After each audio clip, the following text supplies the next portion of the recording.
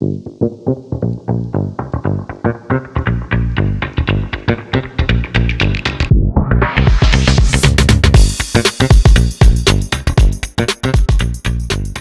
au Polysécure sur cet épisode sur les humains.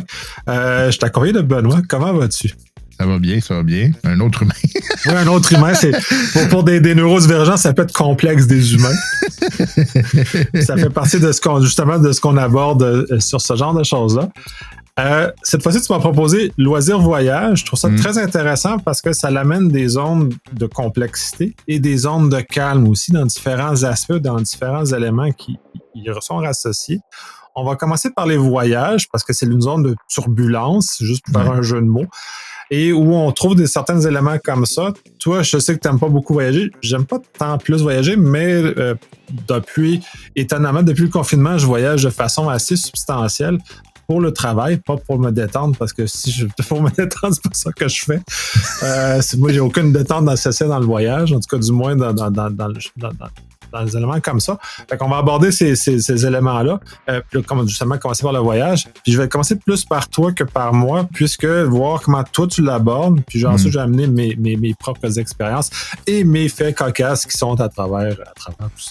Ouais, tu vois, le voyage, c'est particulier parce que c'est probablement une des zones où le côté autiste doit se manifester le plus, là, du moins ma compréhension. Là, c'est-à-dire que pour moi, un voyage, c'est un changement de routine. Donc là, c'est plus difficile pour moi de faire face à ça. C'est pas parce que j'aime pas, je vais dire comme ça, c'est que j'aime être rendu à l'endroit, puis en profiter. Puis encore là, il faut que je choisisse mes endroits. Faire un voyage seulement pour l'agrément. À un moment donné, il faut que j'aille visiter quelque chose d'historique qui m'apprend quelque chose parce que sinon, ça ne fonctionnera pas. Je vais ronger mon frein puis je ne serai pas heureux. Mais c'est surtout l'entre-deux. Toute la dynamique de, faut que je me rende, puis il faut préparer tout ça. Nécessairement, pour moi, c'est comme une zone de stress / anxiété parce que là, c'est comme je sais que je m'en vais changer ma routine. Je sais que tout l'élément qui se trouve entre les deux, c'est un élément que je contrôle pas, qui est particulièrement anxiogène, puis qui peut, en tout cas pour moi, là, il y a bien du monde qui sont capables de vivre avec ça sans problème. Moi, pour moi, c'est anxiogène parce que qu'est-ce qui arrive ici, puis là, évidemment, comme je fonctionne par scénario, ben là, j'ai comme 60 000 scénarios de ça peut mal aller. D'idées intrusives, là. Exact. Là, je pense, OK, ben ça, il y a 8 chemins possibles. Puis à partir de là, ben, ces 8 chemins possibles-là, puis ça va du genre, je vais me perdre, puis je vais me retrouver quelque part, genre en Alaska, puis ça n'aura pas de maudit bon sens. Ou jusqu'à, j'ai perdu mes valises, puis là, ça gâche le début des vacances. Fait que, toute cette pléiade d'éléments-là dans ma tête quand je commence à voyager. Puis, c'est sûr que aussi, ma première expérience de voyage n'a pas été super agréable, faisant en sorte que, ça n'a peut-être pas contribué à me donner une bonne image du reste. Puis je vais le donner comme exemple parce que, c'est un élément qui est probablement plus parlant. Donc, j'étais relativement jeune. Et mon anglais à l'époque était approximatif. Je veux dire, je comprenais bien, mais des fois, il fallait pas parler trop vite. Et puis, moi, mon anglais était moyen.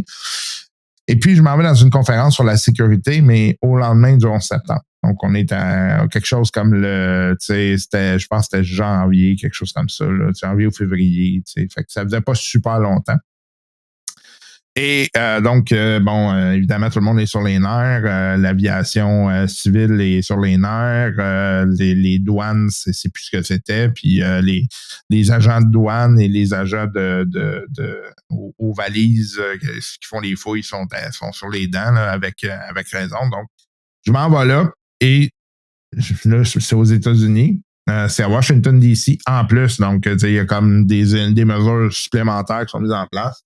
Et je me tape un douanier américain qui vient du sud des États-Unis, probablement d'un bout dans l'Alabama. Je comprends rien de ce qu'il me dit ou à peu près. Là, je comprends peut-être genre 20% parce qu'il y a un accent tellement fort que. Fait que là, tu sais, évidemment, je panique. Je me mets à suer, ça va pas bien. Fait que là, évidemment, tu te fais amener dans ta petite salle en arrière, te faire questionner plus longuement. Fait que là c'est ça. Fait que, tu sais, contexte de circonstances, que finalement, ça s'est bien réglé. Là, tout le monde a fait comme OK, là, c'est juste un problème de langage, puis tout est réglé. Puis quand ils ont vu le pedigree aussi, puis où je m'en allais, puis qu'est-ce que je faisais, t'es comme, ben, tu sais, vous travaillez pour la sécurité, c'est une bonne chose. Là, fait que mais ouais, c'est ça. Donc, première expérience qui a été somme toute stressante et apparemment que ce stress-là est devenu un trop. Et il contribue au reste, faisant en sorte que, tu sais, pour moi, le voyage, c'est comme je dis tout le temps, c'est que c'est pas une fois rendu là-bas, c'est correct, mais c'est tout l'entre-deux qui, pour moi, est une source d'anxiété, de stress. Oui, effectivement. J'ai pas eu j'ai eu des expériences avec aux douanes américaines, notamment, qui sont pas de cette nature-là, mais pas très loin. Peut-être pas autant traumatique que ça peut, que tu le relates, mais quand même désagréable. Puis de ça arrive tout le fait puis là, tu dis ces scénarios. Moi, c'est toujours l'anticipation de tout ce qui va se faire, tout ce qui arrive, d'un coup, j'oublie. Là, ça l'amène beaucoup, beaucoup d'énergie cognitive à devoir dépenser pour arriver à quelque chose. Puis d'ailleurs, puis là, je voyage beaucoup depuis le confinement, ironie. Quand les gens sont frustrés de ne pas avoir voyagé, moi, j'ai voyagé quand même. Puis justement, je trouve ça agréable parce qu'il n'y avait pas tant de gens que ça qui voyageaient. Ouais. Fait que c'était beaucoup plus souple et beaucoup plus dynamique comme moment, d'ailleurs.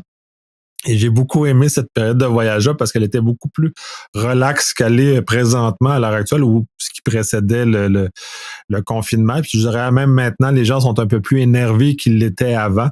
Donc, ça l'amène à des moments de stress plus grands pour les autres et incidemment, ben je l'absorbe aussi, ce stress-là. Puis j'anticipe des choses négatives, un peu comme tu mentionnais d'ailleurs.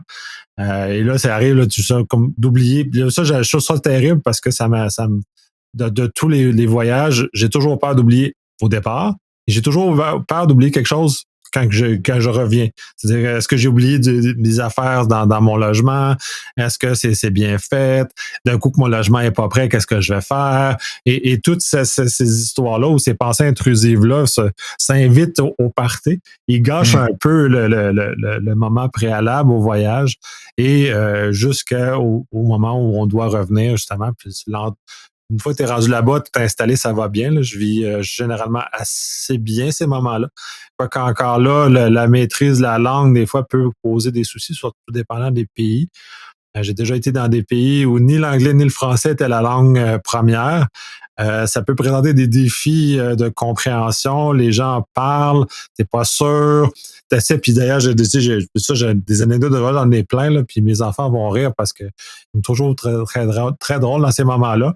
On était dans un pays, puis j'ai juste comme par bienveillance, c'était de juste faire le salut dans la langue locale, c'est juste de montrer que t'es pas juste un maudit touriste qui est là.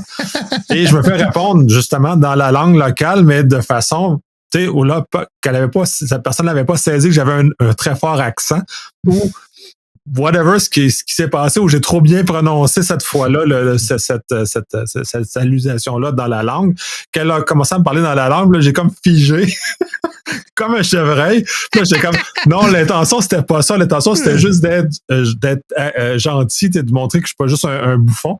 Puis non, ça s'est reviré contre moi cette fois-là. Je suis beaucoup plus nerveux maintenant, notamment de essayer de trop bien parler la langue pour avoir l'air de pas avoir l'air d'un maudit touriste. C'est là que je me suis fait desservir. Ça m'a desservi un peu, mais ça fait partie des années-là. Puis là, je fige comme un chevreuil parce que ça me prend un gros 3-4 secondes avant de retomber sur mes pieds, puis ensuite de dire « Oh non, je parle pas la langue, je m'excuse. » Là, puis la personne a basculé en anglais ensuite, justement, pour m'aider à comprendre ce qui venait de se passer devant moi, puis de tout. Fait que ça fait partie de ce genre de choses-là, mais tu sais, c'est tout dans des stratégies qui pour atténuer c'est très anxiogène, comme tu mentionnais. Ouais. Puis pas que moi je suis pas suspect de l'autisme, j'ai pas ces éléments-là, mais je dois avoir quand même un certain degré de prévisibilité devant moi de les choses vont se passer, puis d'être capable d'avoir déjà des solutions préfaites pour des situations potentielles. Fait que tout est déjà construit. L'avantage de voyager beaucoup, comme je fais depuis le confinement, essentiellement, c'est que j'ai été capable de me bâtir des stratégies, des raccourcis ou des éléments qui atténuent l'anxiété qui est associée à ce genre de choses-là. Donc, ça me donne un certain degré d'assurance quand je me déplace, notamment dans les aéroports, ce qui donne des situations assez cocasses aussi, puisque j'ai l'air d'être au-dessus de mes affaires, vraiment beaucoup. Quand dans les faits, je suis pas tant au-dessus de mes affaires que ça. Parce que c'est juste, je me suis développé des stratégies et ça m'a beaucoup vexé pendant le... Puis encore maintenant, surtout à Montréal et Toronto, les aéroports, ils changent le parcours des douanes, mais à chaque fois. Et tu sais, je voyage plusieurs fois par année et à chaque fois, le parcours des douanes change. Tu sais, là, moi, je te vois quand même un pas pire voyageur. J'ai des personnes qui voyagent genre une fois ou 3 ans. Le parcours, c'est comment ils font, ces gens-là? Et en plus, là, ça l'amène le fait que moi, je suis surpréparé.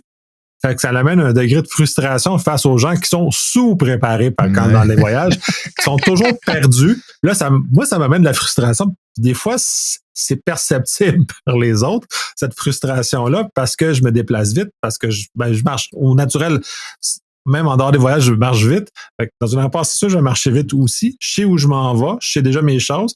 Je suis déjà préparé. Fait que j'ai pas d'hésitation, j'ai pas de grande réflexion.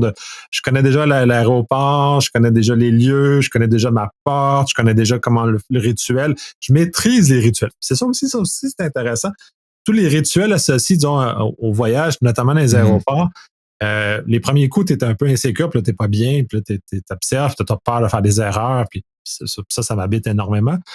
Puis une fois que tu as un peu trop commencé à voyager, ben là, je deviens l'inverse. Là, je suis trop confiant, justement, parce que là, je connais les rituels, je connais les chemins, je connais toutes les affaires, puis je suis même mieux que les personnes qui travaillent dans les aéroports à certains égards. Puis ça donne des éléments comme ça. Puis en pre-show, je contais l'anecdote d'un monsieur qui s'était senti bousculé par mon pas rapide, parce que je savais où je m'en allais, tout ça. Puis lui était d'un tempérament beaucoup plus calme ou beaucoup plus relax que moi. Et lui, sur le pont entre l'aéroport et l'avion, il prenait tout l'espace. Puis je dis, pourquoi tu fais ça? C'est quoi l'idée? Et moi, j'ai essayé de le dépasser. Et il s'est senti agressé du fait que j'essaie de le dépasser avec un pas rapide. Et de là, il a comme surréagi à cette situation-là. Il a comme rouspété beaucoup contre moi. Là, si ce monsieur-là écoute cet épisode-là, ben, je m'excuse, monsieur, c'était pas voulu comme ça, mais c'est la façon que je fais ça aussi. Puis c'est l'autre côté de ma personnalité, c'est de toujours très conscient de mon environnement et toujours faire attention aux autres dans mon environnement. Puis ça, dans un aéroport, c'est complexe parce que tu as beaucoup de gens. Donc, c'est très, très énergivore aussi. Fait que ça mène dans ce contexte. Moi, cet individu-là m'a froissé parce qu'il était clairement pas dans une position conscient de son environnement. Lui était centré sur lui-même et je l'ai dérangé dans son lui-même à ce moment-là, parce que moi, je marchais vite puis ça faisait ce genre de choses. Fait que c'est des éléments comme ça qui caractérisent ma façon de voyager. Donc, c'est pour ça que je suis bien maintenant dans les voyages parce que je suis capable j'ai mes raccourcis, j'ai mes plans de fête, j'ai ces cartes-là dans ma tête qui sont faites et dans lesquelles j'ai peu besoin d'interaction. Ça aussi, c'est intéressant parce que j'ai peu besoin d'interaction humaine. Je fais juste avec des hochements de tête, je suis capable de me débrouiller relativement parce que je comprends ce qui m'est dit.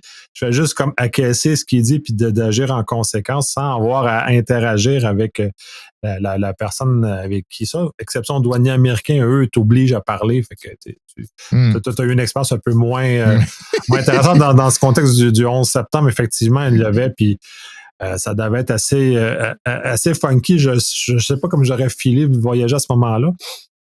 Mais les douaniers américains sont aiment beaucoup la conversation. C'est probablement au monde, dans les seuls qui aiment vraiment beaucoup parler. Ça leur permet de saisir la personne, c'est ça. Oui, c'est leur stratégie. Puis, même en Israël, j'ai pas eu de communication qui, pourtant, eux, ont beaucoup de démarches de saisir les gens pour repérer en amont le plus rapidement possible quelqu'un qui a une intention néfaste. vouloir vouloir causer des soucis. Fait que même eux n'ont pas ce genre d'interaction avec les. En tout cas, moi, ce que j'ai eu comme interaction en Israël était plutôt limité. Ils m'ont demandé si la personne qui m'accompagnait était ma conjointe. On a répondu oui. Ou on a répondu quelque chose que la personne avait trouvé drôle. Fait qu'elle nous a juste comme laissé ça, puis on n'a pas été réintercepté par aucune autre personne entre le fait d'aller jusqu'à notre gate. Là. Fait que même eux autres n'aiment pas tant parler aux gens. Là.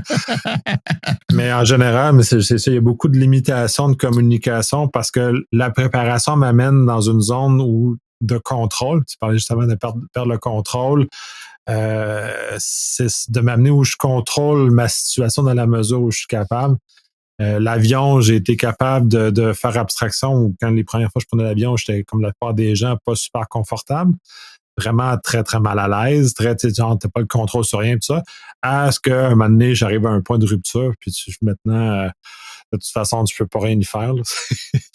Fait que l'avion elle-même ne me stresse plus parce que j'ai frappé un seuil où j'ai littéralement abandonné ce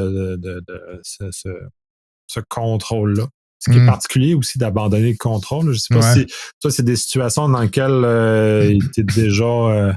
Mais tu vois, ta notion de préparation, là, c'est sûr que maintenant aussi, j'en ai plus qu'auparavant. Puis, tu vois, on parle d'anecdote. J'ai une anecdote qui, moi, a fait en sorte que ça aussi, là, ça a été l'élément où j'ai fait OK, je peux pas me fier aux autres. Puis je t'explique, encore une fois, j'étais relativement jeune.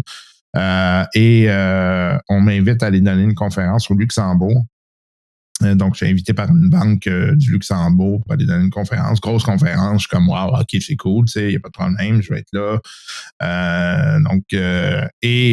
On me dit essentiellement, bon, ben voici votre billet d'avion. Par contre, vous devriez vous occuper pour le train, puis ben, il y a quelqu'un qui va vous ramasser au train, donc juste nous dire quand est-ce que vous prenez le train, etc. Fait que, pour se rendre au Luxembourg, c'est Montréal, Paris, tu prends le train jusqu'au Luxembourg. Donc, fait que là, moi, je communique ma date de train, l'heure du train, tout le kit. Fait que là, j'arrive là, il n'y a personne. Fait que là, moi, je suis supposé avoir... c'est un dimanche. Je suis supposé avoir quelqu'un qui est là, puis il n'y a personne. Fait que là, je suis comme, OK, j'écris, je téléphone, ça répond pas parce que c'est des numéros de bureau. C'est le dimanche, donc tout le monde est fermé. Fait que là, je fais comme, bon, ben là, la seule chose que j'ai, c'est un numéro en fait, l'endroit où se fait la conférence, puis je vois que ça, c'est ouvert. Fait que là, je prends le taxi, je m'en vais là. Eux finissent par contacter la personne qui était responsable de l'événement, qui là remonte à la personne qui m'avait invité. Finalement, il y avait eu comme un oubli, il m'avait juste oublié. Moi, j'avais aucune idée c'était où, je m'en allais dans quel hôtel, quoi que ce soit. Là, j'étais rendu, bon, ben là, je vais aller me prendre un hôtel, puis ils se débrouilleront pour le payer ou quoi que ce soit. Mais en tout cas, bref, tu sais. Fait que là, ils ont fini par retrouver la personne. La personne était tombée malade. Elle avait envoyé un message. Il n'y avait pas eu de relève. Tu sais, genre, un contexte de circonstances vraiment plate. Mais tout ça, tu sais, moi, là, on s'entend, là, je dors pas en avion. En plus, ça, c'est un élément, tu sais, parce que je mesure 6 et 2, là, tu sais, j'ai pas de fun, là, tu sais. non, je suis dans la même zone que toi, là.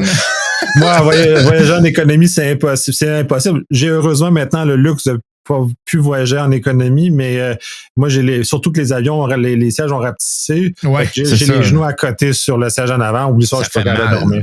Je suis vraiment pas capable c'est impossible. Fait que, surtout pour un vol transatlantique comme ça, souvent, c'est un vol de nuit. Fait que t'arrives tout mêlé l'autre côté. Là. Ouais, c'est ça. Fait que là, j'avais pas dormi. Le train, en plus, j'étais vidé.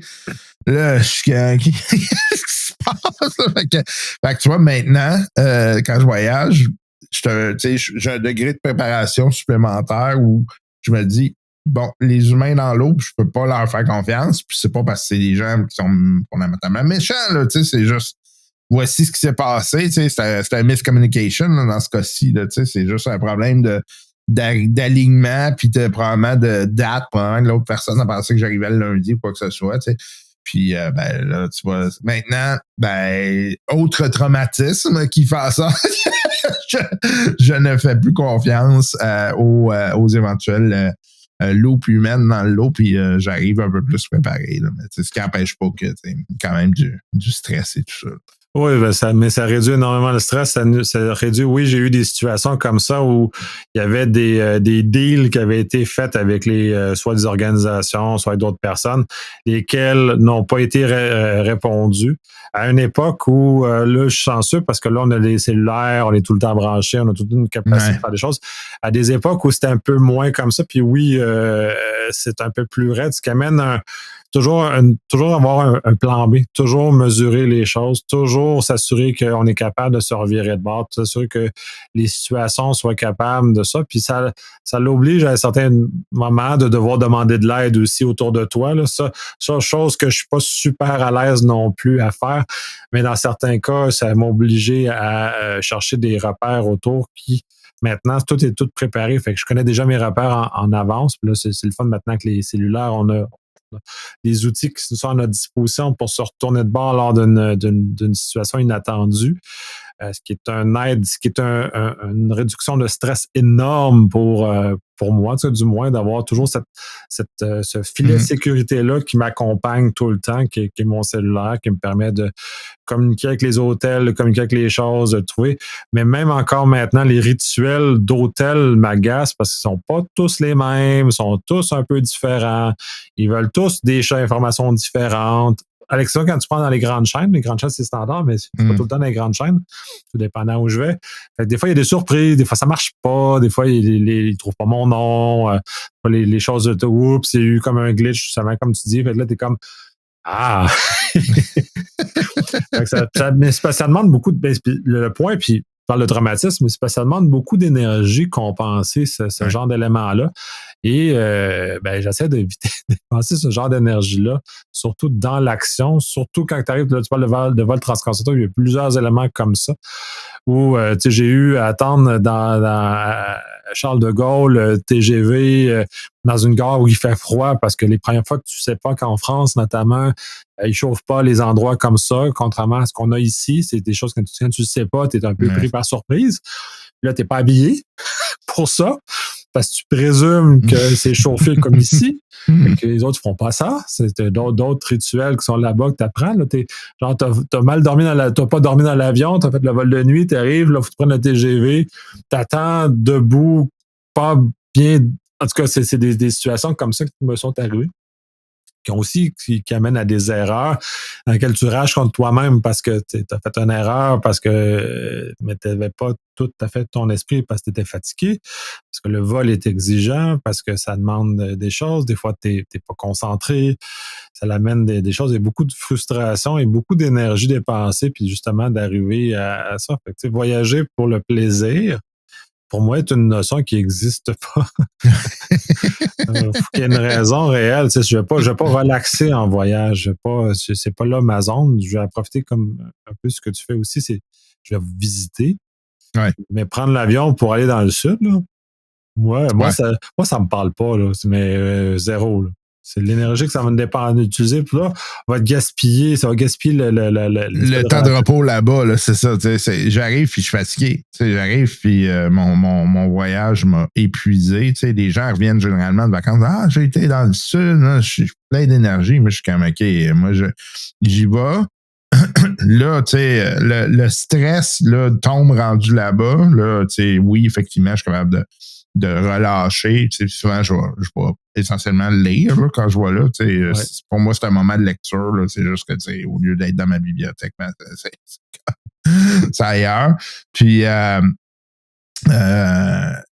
après ça, c'est le retour. Puis là, c'est l'autre stress. C'est que là, je reviens, je suis sénère, puis là, je rentre le lundi à la job, je suis pas nécessairement dans mon élément relax, là, fait que, hey, puis c'était-tu le fun? C'était le fun le temps que j'étais là, L'entre-deux, là, on s'en reparlera. Puis, oui, OK, là, je peux faire ça, mettons, un 5 jours, c'est jouable.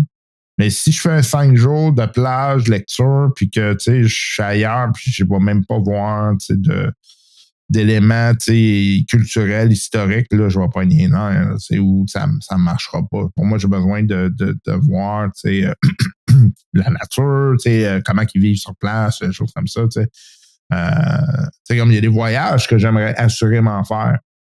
Mais par exemple, j'ai toujours dit j'aimerais ça faire à un moment donné un voyage type historique sur, je sais pas moi, les plus grands châteaux en Europe, puis comprendre l'histoire de ces châteaux-là, ou un voyage sur la Deuxième Guerre mondiale, aller voir les endroits qui ont été des pivots pour la Deuxième Guerre mondiale. C'est pas nécessairement quelque chose qui plaît à tout le monde non plus, puis c'est pas nécessairement des trucs qui sont abordables. Puis encore une fois, là, faire ça, je sais que je m'embarque dans une affaire de 2 mois parce que justement, il faut que je me déplace d'une place à l'autre. Ça va me prendre un moment de pivot pour dire je vais récupérer du transit, certainement. Ouais, l'énergie que ça exige autour de ça, là, effectivement, ça demande ça. Puis, moi, je le compense beaucoup en préparation. Là. Les premières fois que parce que essentiellement, j'ai vraiment commencé à beaucoup voyager durant le confinement. Fait que les premières fois, puis là, ça m'avait donné la chance d'avoir un contexte où il y avait peu de gens. Donc, là, il y avait beaucoup moins de place aux choses, étant donné que les exigences sanitaires de ce moment-là nous demandaient une préparation en amont. J'ai pris des habitudes de préparation qui sont conséquentes à ça, que j'ai conservé jusqu'à maintenant. C'est-à-dire de savoir où je m'en vais, les dates exactes, les transports, tout est déjà attaché en amont. C'est très rare que je vais improviser sur place. Je vais improviser quand je vais avoir une chose qui a raté. Là. Comme ça m'est déjà arrivé, j'ai des anecdotes où je me suis trompé de TGV notamment, puis je devais aller vers Rennes et je me suis ramassé vers Marseille. Pour ceux qui savent, la direction des deux, ça n'a aucun lien commun. Donc, moi, je m'en ai vraiment pas à la bonne place. Donc, d'arriver à ces choses-là, mais le stress que tout ça a généré était quand même assez substantiel, même si, globalement, de l'extérieur, ça a été super bien géré. Le stress que ça l'a demandé, elle a été quand même très, très substantielle.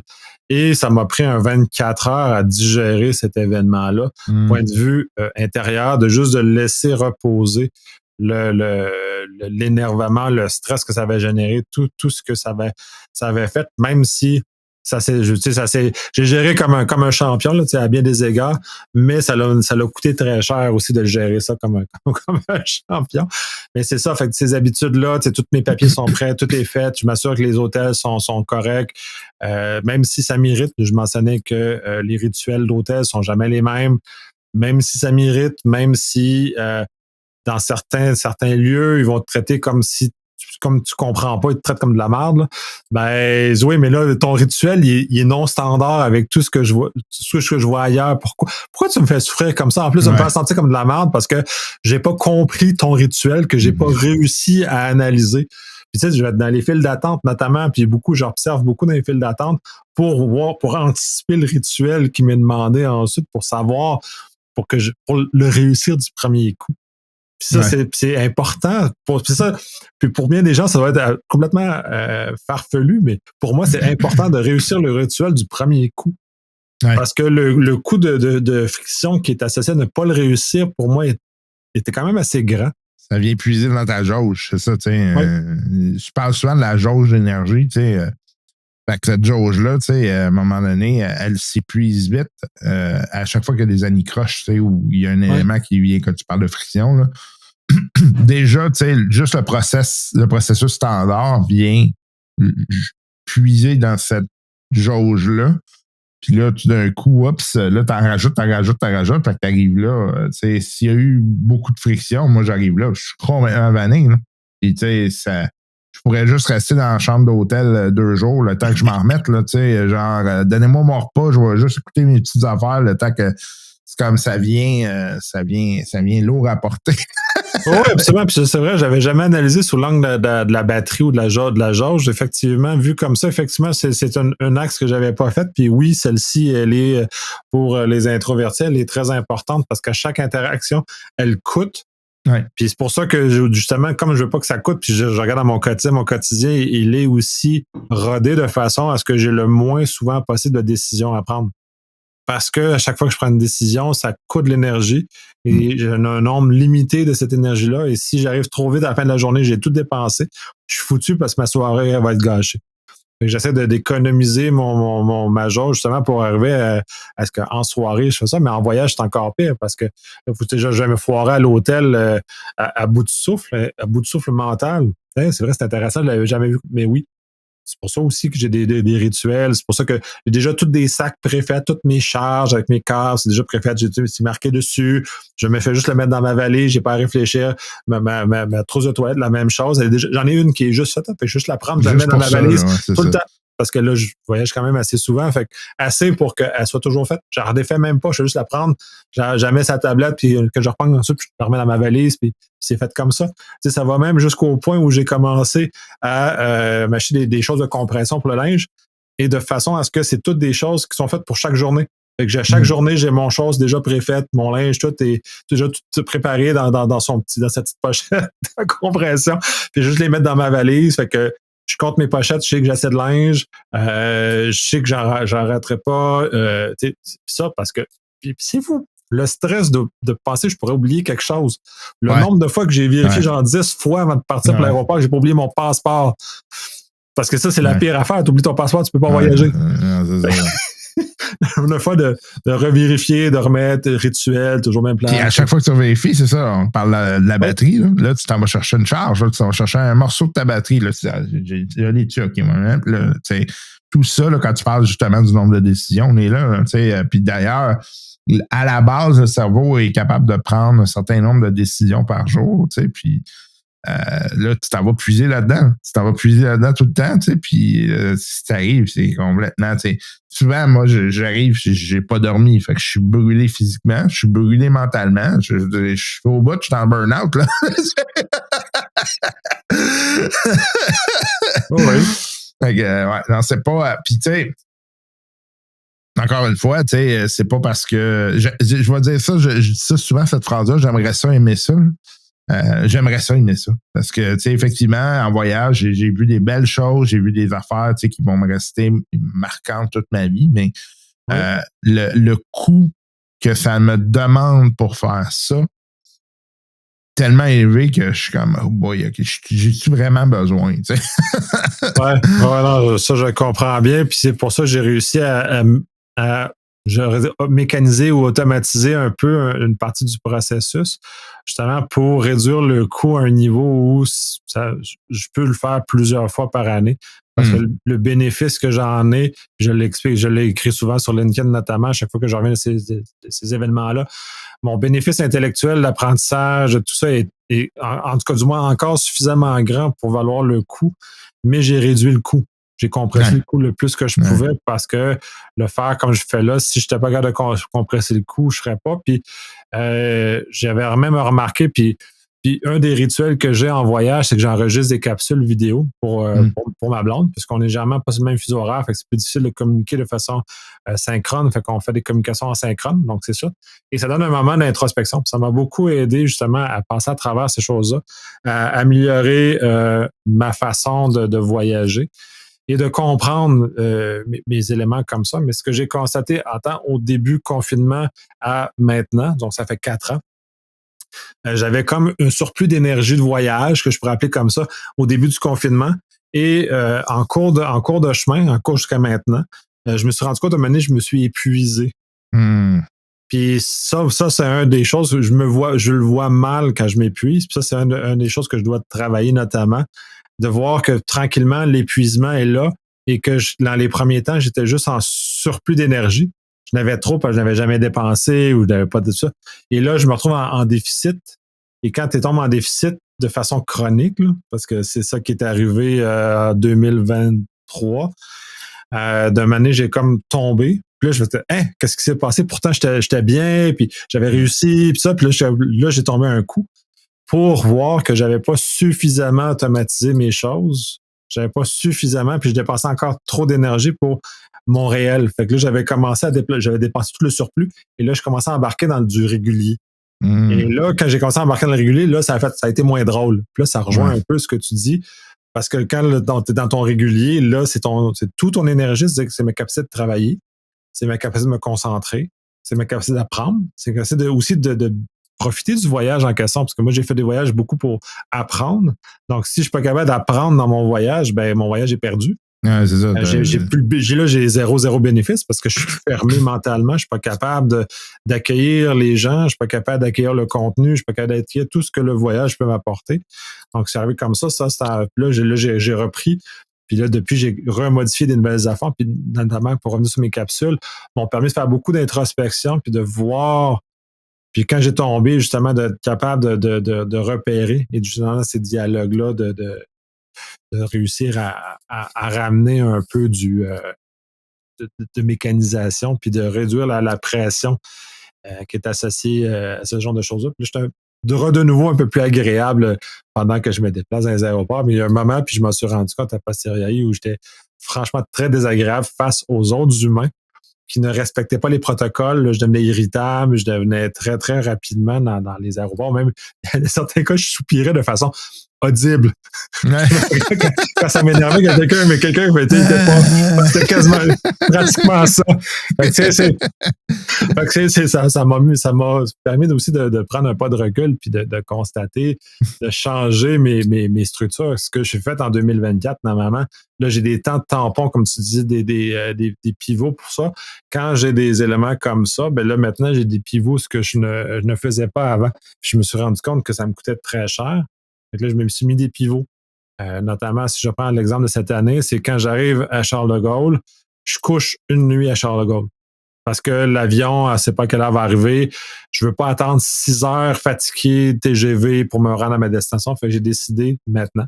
Puis j'ai les moyens de le faire aussi. Puis ça, c'est peut-être pas donné à tout le monde. De faire que ma première nuit était à CDG, juste pour laisser le temps de décompresser, de ramener la nuit de sommeil qui a été perdue, de me réénergiser, justement, remettre ma jauge à bonne capacité. Parce que si je fais pas ça, puis je passe directement dans le TGV après, ce que je faisais, ben, je venais tomber dans le négatif. Ouais. Ça, c'est pas bon. Ça, c'est pas bon, ça. C'est pas bon pour personne. Puis, c'est parce que tu nuis à ta performance sur place, ce que tu as à faire, rencontrer des gens, etc. Oui, puis c'est ça. Rencontrer des gens, ça prend beaucoup d'énergie. Ouais. Moi, dans mon cas. Donc, si j'ai pas de réserve pour faire ça, je deviens une personne beaucoup moins agréable, je deviens une personne beaucoup moins réceptive et je ne suis pas capable de bâtir les ponts que je serais censé être capable de faire dans ce genre de circonstances-là. Là, je suis content parce que cette année, justement, j'ai changé la stratégie et ça porte fruit, d'ailleurs. Puis, pour ceux qui veulent s'inspirer de ma stratégie, ben ça porte fruit parce que le dernier voyage que j'ai fait, justement, back-to-back, j'étais en France et aux États-Unis en très peu de temps entre les deux. J'ai été capable de faire les deux avec zéro trace d'épuisement ou zéro trace où ma jauge était à terre. Où j'étais capable d'être dans les deux cas. Fait que cette stratégie-là dans mon cas, fonctionne très bien et donne des résultats beaucoup plus probants que ce que j'avais de l'air en 2023 où à certains moments donnés, j'étais un peu plus... certains humains ont ressenti mon énergie négative de façon très importante, notamment quand je parlais de monsieur sur la chose ou ceux qui m'ont entendu soupirer ou juste de rouler des yeux parce que qu'est-ce que tu fais là dans l'aéroport à zigonner comme tu fais là, ou à arrêter ou à tout moment. En tout cas, bref, ce genre de choses-là.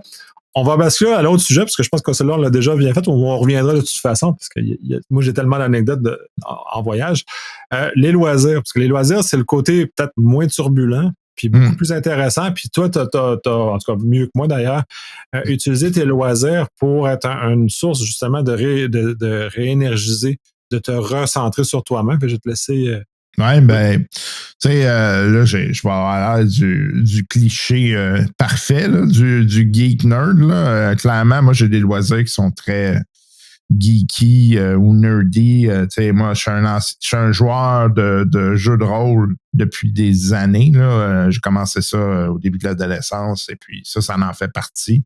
Pour moi, ça, c'est un élément, tu sais, que je suis capable d'avoir des gens que j'aime autour de la table, donc c'est un moyen de socialiser, c'est un moyen, c'est probablement par là aussi que j'ai appris beaucoup à développer mon leadership, à développer ma capacité à raconter des histoires aux gens, tu sais, puis à faire en sorte que ça leur faire imaginer un avenir possible ou un futur possible, donc nécessairement des outils utiles pour les activités de leadership. Jeux vidéo et récemment, quand même assez récemment, je dirais à peu près de 3 ans. Quand j'étais enfant, je m'amusais beaucoup avec les Lego et j'ai commencé à en refaire.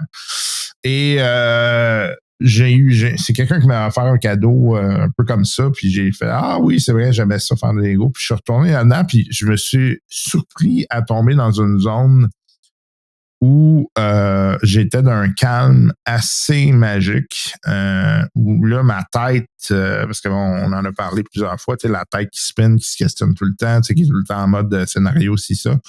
La tête était au ralenti. J'avais une zone quasiment zen et j'ai commencé à me questionner là-dessus, parler à neuropsy. Puis, en fait, c'est documenter cet élément-là que faire des exercices du genre, un casse-tête, par exemple, un Lego, où il y a une certaine forme de mouvement, où il y a une certaine forme de réflexion, mais c'est pas tant compliqué. Tu sais, fait que ça fait en sorte que le cerveau tombe dans une zone de quasiment confort mécaniste, si on veut, et ça va apporter beaucoup de calme aux gens qui sont neurodivergents. Puis c'est pas besoin d'être un Lego, là. On parlait des casse-têtes, ça peut être aussi de l'artisanat, des choses comme ça. Il y a plusieurs méthodologies ou moyens d'en arriver là. Ça faut trouver la bonne. Ouais, moi, ça donne que ça, c'est la mienne. Ouais, moi, c'est de l'entretien de maison, réparation de choses dans la maison. On va se cadrer là-dedans. Pas de façon régulière parce que mon plaisir a une durée limitée ou l'effet méditatif a une durée limitée. Mais pour celui-ci, certaines activités d'entretien de la maison arrivent à faire ce genre de choses-là.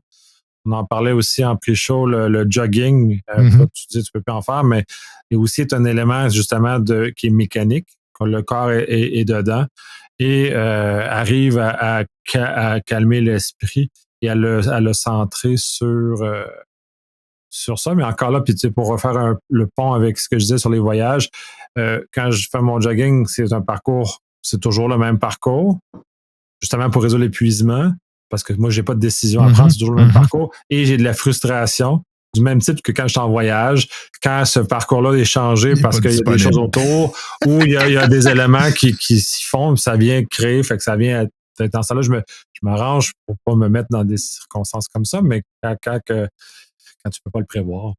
Oui, mais c'est ça. Moi aussi, je fais longtemps du jogging. Là, malheureusement, les articulations ne veulent plus, mais j'étais à la même place. Puis cette espèce d'état où tu as l'impression que justement, tu penses à rien.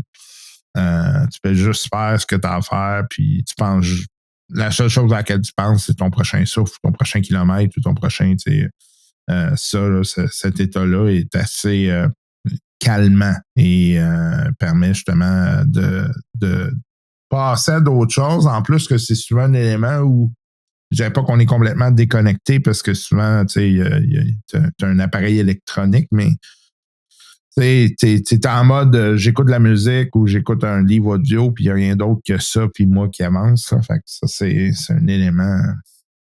Oui, ça vient rejoindre, puis un peu ce que je mentionnais, le problème que j'ai par rapport à ça, c'est que je faisais d'autres exercices aussi, là, pour ma santé, là, c'est parce que le but premier, c'est ça.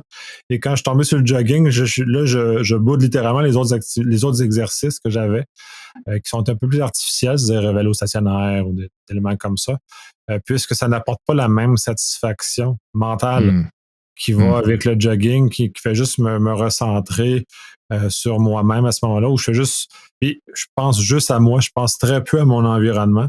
Se réfléchir à mon environnement demande beaucoup d'énergie aussi. Là, je suis vraiment juste centré sur comment je me sens, est-ce que j'ai mal, faut que je respire, mon prochain pas, et tout s'articule comme ça. Puis bon, plus avec, moi j'écoute des podcasts pendant que je fais mon jogging, sur lequel même à certains égards, c'est un bruit de fond plus que de l'absorption pure et dure. Ce n'est que pour fixer mon esprit. Faut pas que mon esprit commence à se retourner vers l'extérieur. Faut qu'il reste centré sur l'intérieur. Sinon, je parle de bénéfice. Juste pour m'isoler de l'extérieur quasiment, là, c'est ça. C'est éviter le bruit de l'externe. Tu vois, même comme tu dis, bruit de fond, là, c'est que pendant un bout, je suis même pas là. Puis là, d'un coup, tu te raccroches à quelques paroles, quelques éléments, puis là, tu repars, tu sais. Fait que ouais, je comprends très bien. Puis ben là, maintenant, je le fais autrement. Je le fais justement à travers du vélo un peu plus. J'ai pas le même feeling complètement. Là, c'est pas pareil, mais une fois de temps en temps, ouais, puis je suis assez proche. Mais ouais, c'est ça. Fait que, les hobbies, bien évidemment, il y en a plusieurs que pour moi, voir un musée, lire un livre, ça, c'est des éléments que c'est même plus rendu un hobby. Là. C'est comme ça fait partie de ma routine quasiment. Donc, je vais m'organiser pour aller voir des expositions, je vais m'organiser pour aller voir des spectacles, des choses comme ça. Là. Fait que ça, c'est comme. Oui, c'est un hobby parce que c'est pas nécessairement d'éléments professionnels, mais ça fait partie suffisamment de ma vie pour dire que c'est pas nécessairement un passe-temps. Là, fait que quand je regarde puis il y a des phénomènes de mode, là, comme je regarde beaucoup les médias sociaux en ce moment, là, le hiking semble être très, très à la mode. Un moment, ça a été le rollerblade, ça a été les gens changent beaucoup. Moi, ça, c'est des éléments que je ne vais pas nécessairement embarquer dans les modes. Les éléments, je vais peut-être l'essayer, mais bon, je retourne souvent à mes affaires. Puis d'ailleurs, j'ai évité les modes parce que ça l'attire trop de gens. Ouais, aussi. Tu parlais du hiking notamment. C'est-à-dire que les pistes vont être pleines de gens. C'est ça. Et ça va créer de la frustration. La même frustration que j'ai quand j'ai des aéroports, les gens marchent pas assez vite. Ben, quand je fais du hiking notamment, ben, je rencontre des gens qui marchent pas assez vite. Puis là, tu es contraint. Puis là, ça crée de la frustration. Et ça enlève tout le bénéfice qui est associé à marcher dans la nature à ce moment-là. Donc, quand les modes sont là, j'essaie d'être à contrario. C'est-à-dire, quand c'est plus à la mode, de commencer à faire ce qui était précédemment de la mode, surtout qu'il y a des infrastructures qui ont été aménagées pour les gens quand c'était la mode, qui sont encore très bonnes suivant quand ça s'est calmé et que les gens en font moins. Là. Ouais, puis tu sais, pour moi, l'avantage du loisir, c'est que c'est souvent un moment contemplatif. C'est un moment où je suis capable de dire le temps n'a pas d'importance. Moi, j'attache beaucoup d'importance justement au temps. Là. La notion de temps, c'est quelque chose qui vient me chercher beaucoup. Je sais que mon temps est limité, donc quand j'ai un moment de détente ou de loisir et que je suis capable d'avoir quelque chose d'assez contemplatif, je le prends parce que ça me permet d'avoir un moment où ma tête n'est pas partout puis elle n'est pas en train de me prendre l'énergie. Là. Donc, ça, c'est, encore une fois, c'est difficile pour certaines personnes à comprendre, mais tu sais, moi, juste aller m'asseoir dans un parc, puis tu sais, s'il n'y a pas personne, là, c'est parfait pour moi. Je vais être capable de juste être là, puis c'est quasiment de la méditation. Là. Certains diraient que c'est un élément méditatif. Mais j'ai besoin quand même d'avoir de la stimulation. Cette stimulation-là est apportée par l'environnement dans lequel je suis. Musée.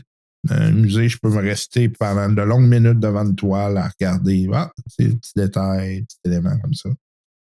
Mais c'est un élément contemplatif, méditatif. Sauf pour les musées, pour moi, c'est plus récent dans ma vie. Avant, ça m'impatientait, ce genre de choses-là, parce que ça allait pas assez vite. Ça, c'est plus jusqu'au milieu de trentaine facilement. Il fallait que ça bouge. J'avais besoin de ça parce que mon esprit, peut-être, avait été trop enivré de mouvement. Depuis, je suis capable d'arrêter et ça a l'effet bénéfique, comme tu mentionnes, de fixer mon esprit sur quelque chose et que là, je suis plus en train de rouler partout. Alors, j'ai l'impression que je gagne un peu de sagesse en vieillissant sur ce genre de choses-là où je suis capable justement de venir rétrécir la portée de ma tête, la portée de ce qui circule dans ma tête à juste le coup de pinceau qui est sur la toile. Ouais. Puis c'est ce que j'ai appris, moi, c'est d'être capable d'essayer de compartimentaliser. Tu as besoin d'aller vite des fois. Là. Parce que sinon, tu vas capoter. Là, puis il y a d'autres fois où là, c'est que tu dis, OK, il faut que tu te donnes les conditions pour être capable d'être lent. Et ça, c'est c'est pas facile à atteindre. Je le vivais beaucoup à travers le jogging. Maintenant, il faut que je me trouve d'autres façons de faire. Mais quand tu es dedans, ça fait un grand bien. Puis, justement, on parlait de la jauge. Ben, c'est un moyen pour moi d'améliorer ma jauge, de la remplir tranquillement. Sans qu'il y ait sans nécessairement que ce soit du repos complet là, ou une déconnexion totale avec mon environnement.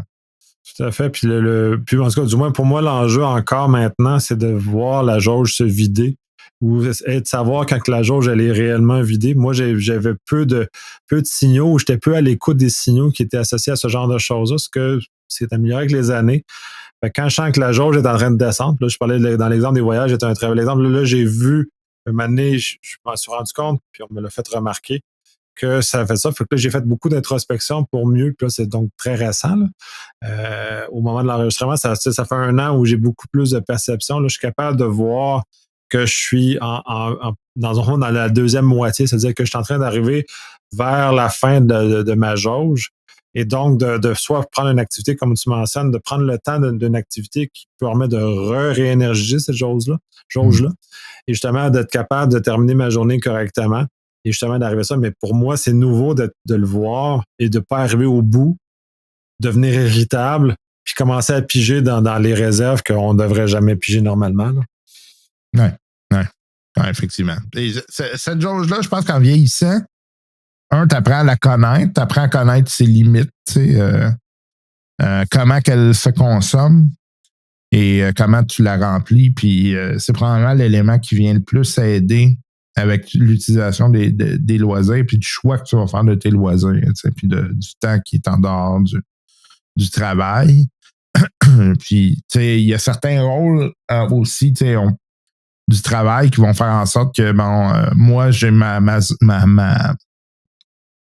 jauge va se remplir avec certains éléments dans le travail. Il y en a d'autres où ma jauge va se vider très vite. Donc, c'est d'être capable de jouer avec tout ça puis d'avoir tout ce spectre d'activités-là que tu sais que là, OK, là, j'ai du temps. Comment je me sens? Comment je suis actuellement? Si je fais ça, est-ce que je vais aller vider plus ma jauge, oui ou non? Comme je parle du jeu de rôle, autant que j'adore, autant que je suis super content de voir mes amis, mais c'est une activité sociale. Fait que nécessairement, ça vide. Ça vide jusqu'à un certain point. C'est sûr que ça vide probablement moins que d'autres parce que c'est des gens que je connais, c'est des gens avec qui. Mais il faut que je fasse attention.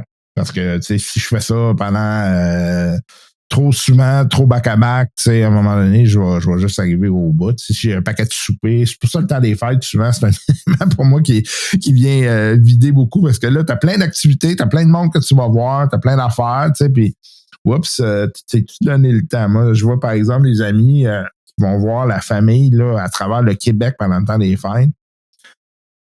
Je suis comme, OK, c'est de la job faire ça, puis je me mets à leur place, je me dis, je serais complètement épuisé s'il n'y avait pas ces espaces-là de moments où je suis capable de juste rien faire. La conduite automobile, pour moi, c'est un élément où je suis capable de relaxer si j'ai pas personne dans l'auto. Fait que là, c'est sûr que tu es avec ta blonde, tes enfants en arrière, ben là, pour moi, ce serait pas un élément où j'arriverais à relaxer. C'est un peu plus difficile. Conduite urbaine, moi, je relaxe pas beaucoup en conduite urbaine. Là. Ça, je dois dire. Là, surtout ces temps-ci, là, je suis souvent à Montréal.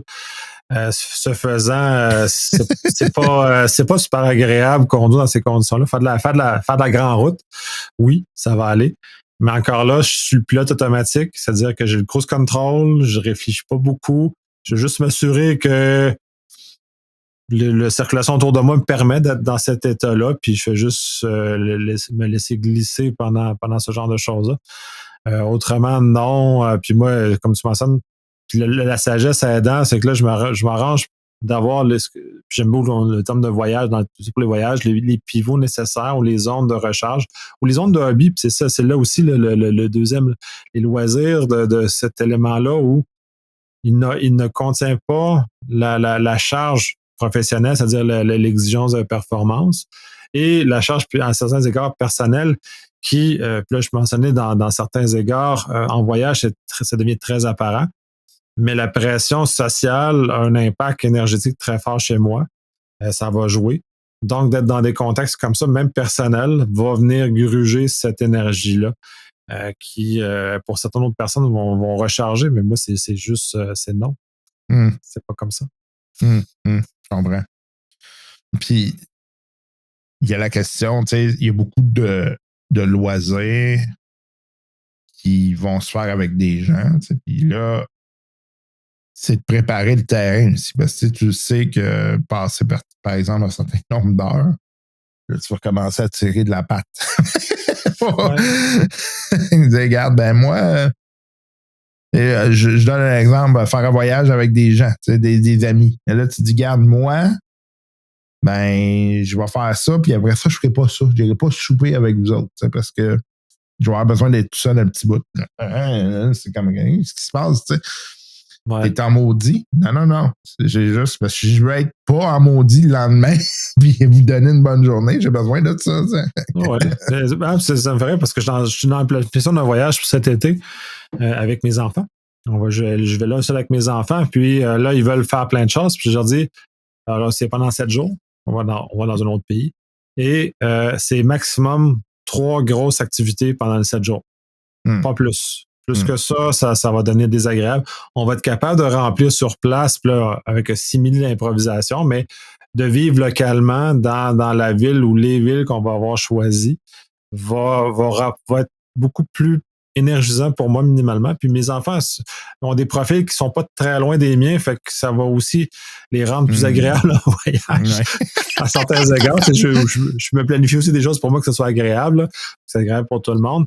Et d'être juste sur place, de vivre la vie locale pour moi, et ça vient m'énergiser juste d'aborder la beauté des monuments, des édifices, la culture qu'il y a là, va apporter beaucoup, beaucoup d'énergie dans ces conditions-là. Donc, je planifie les choses justement pour 3 grosses activités qui vont quand même demander une bonne dose d'énergie, avec beaucoup de choses autour pour laisser le temps de recharger, mais qui sont quand même pas enfermés dans ma chambre d'hôtel, qui sont quand même dans une zone où je sais que je vais récupérer, mais je ne serai pas en contact avec des gens beaucoup. Je vais être dans des zones de contemplation, si on veut, là, juste d'admirer le paysage, d'admirer l'architecture, d'admirer comment les gens vivent aussi. J'aime ça, faire ce genre de choses. Juste de regarder, comme tu disais, sur un banc de parc, c'est un bel exemple. Mais dans l'absolu, c'est un drôle de hobby, mais juste d'être assis, puis de regarder comment le mouvement s'exécute autour, comment le ballet des gens se fait,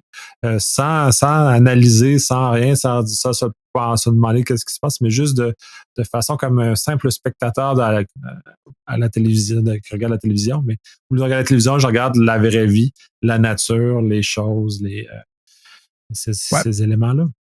Puis ça, c'est des éléments dans lesquels aussi j'ai eu beaucoup d'excellentes idées pour des articles, pour des écrits que j'ai faits. Être capable de prendre le moment de regarder les gens, comment ils vivent, comment ils fonctionnent. Tu sais, c'est malheureux, puis tu sais, moi, je me définis comme étant un intellectuel. Souvent, je fais la blague que tu sais, mon corps, essentiellement, existe principalement pour transporter mon cerveau, là, mais c'est pas mal ça. Oui. Fait que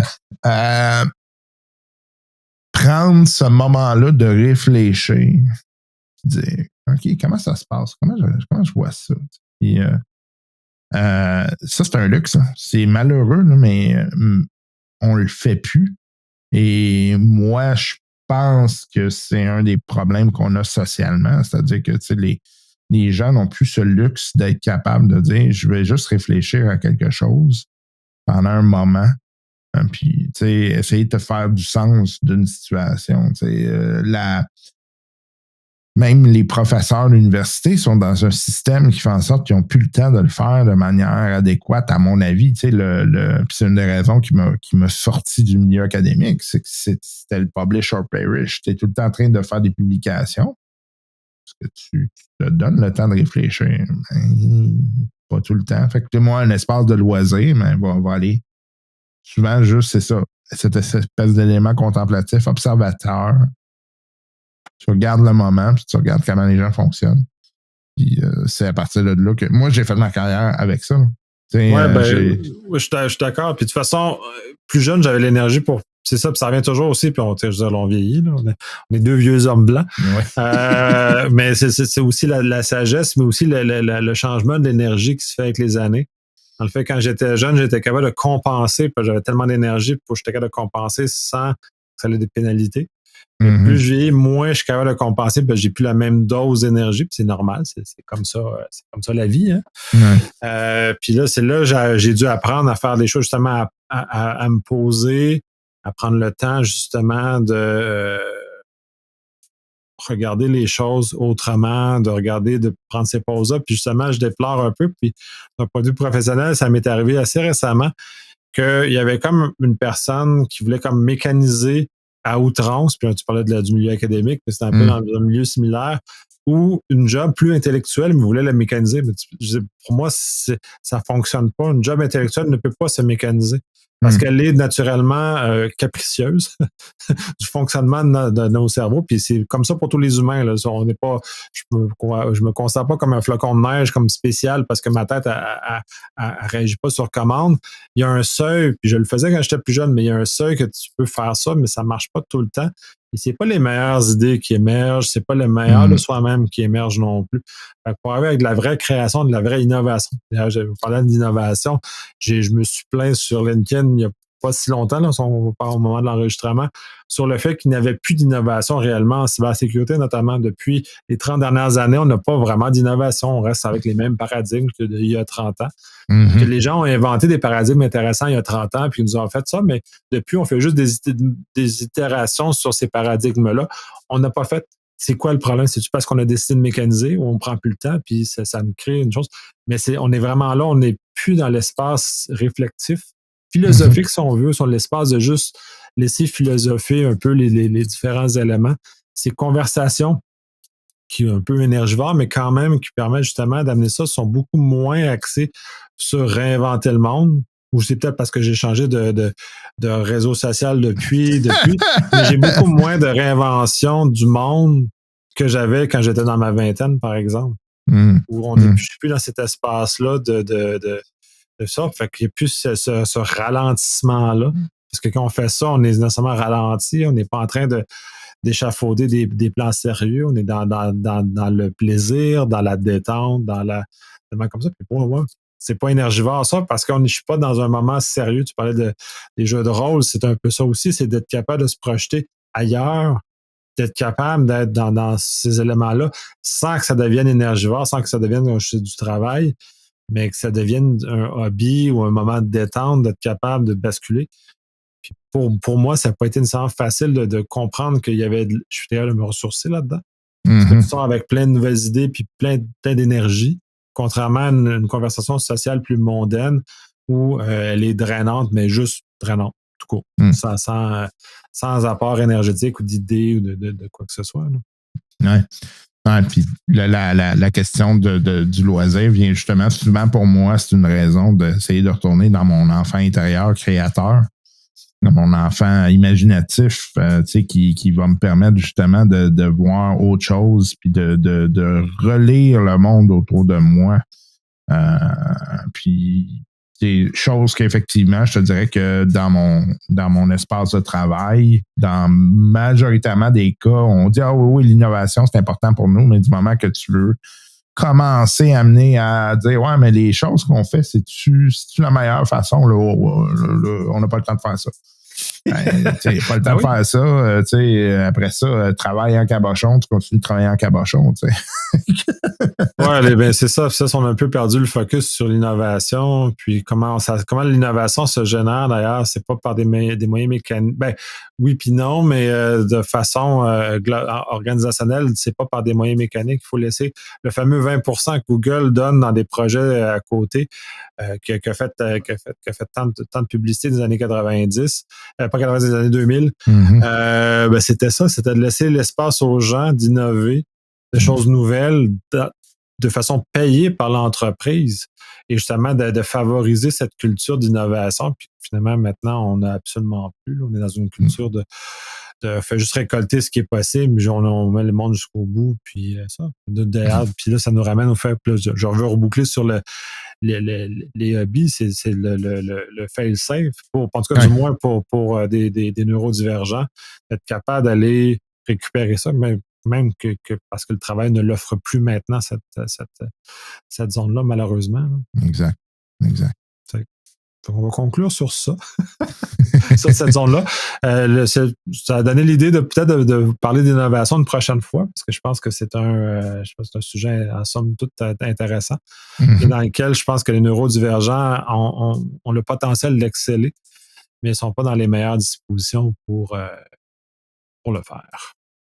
Sur ça, je te remercie encore de cette conversation. Cette fois-ci, c'est beaucoup plus moi qui ai parlé. Là. J'étais avec une histoire de voyage, tout ça. Ah, c'est correct. C'était très drôle, puis j'ai très, très chouette. Toujours une rencontre plaisante, justement, d'échanger ces idées-là. Puis, comme je pense que tu le mentionnais hors d'onde, c'est un peu aussi en dehors de nos zones de confort respectives de s'exprimer comme ça. Ça demande un certain effort. Moi, je vais aller manger du sucre après, justement, pour aller réénergiser leur harcèlement, là, parce que mais c'est enrichissant, puis c'est très utile. Là, peut-être que vous n'êtes pas rendu, pour les auditeurs, vous n'êtes pas rendus à la fin, mais si vous avez des idées d'autres sujets comme ça que vous auriez qu'on explore, lever la main. Je sais que c'est pas très populaire chez les neurodivergents de lever la main pour exprimer, mais de façon privée, si vous voulez faire ce genre de choses-là, ça serait bienvenu justement pour vous aider à continuer à explorer ce très beau sujet. Merci. Sur ça, à la prochaine.